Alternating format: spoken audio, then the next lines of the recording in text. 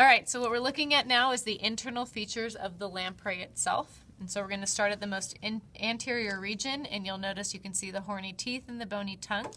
If you take your probe and you insert it just above the bony tongue, you'll notice that it kind of goes into a tube-like area. That's going to be the esophagus. Remember, that's where the blood is going to travel because these organisms suck blood to feed. The esophagus is going to travel underneath the gills in this region right here where the red is are the gills. They've all been dyed so that you have the ability to see more clearly the circulatory system. The esophagus is going to run into the intestines, and we're going to look at that just a little bit later on. That's going to run through this area. What we can see here, though, just behind the gills is going to be the heart. You can locate that. The next portion is going to be the liver, which is this region right here.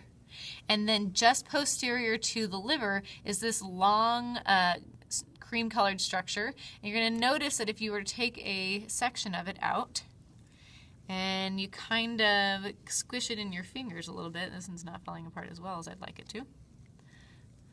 You'll notice that there are some circle-like structures or ball-like structures in there. Those are the eggs, so these are the gonads. All right? If you had a male, this would be sperm as opposed to the eggs, which would be female.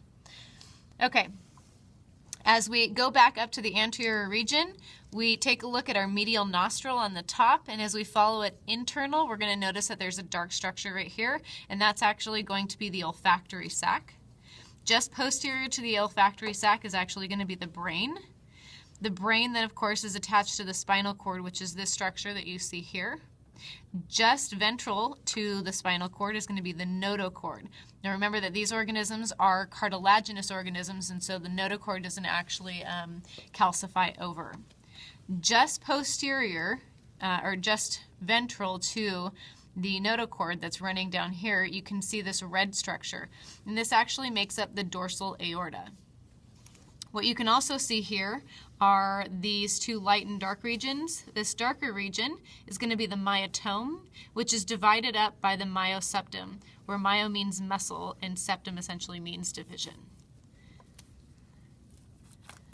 In this region, up towards the front, this structure that I'm pointing at right here, I know it's kind of hard to see because there's not a massive color variation.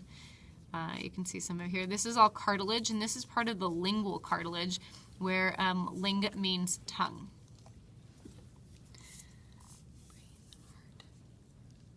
Okay, as we move further down, you'll be able to note the cloaca, where everything is going to exit. And then if we remove some of these eggs, we should find a tube that runs inside.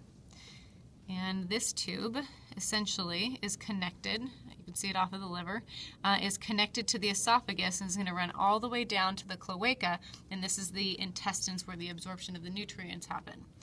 Remember that these organisms, since they're drinking blood, do not need a stomach to do mechanical digestion, so it goes straight from the esophagus directly into the intestines for absorption. If we were to take a cross-section of this organism, as shown here, you can see the following: the spinal cord, the notochord, and the dorsal aorta.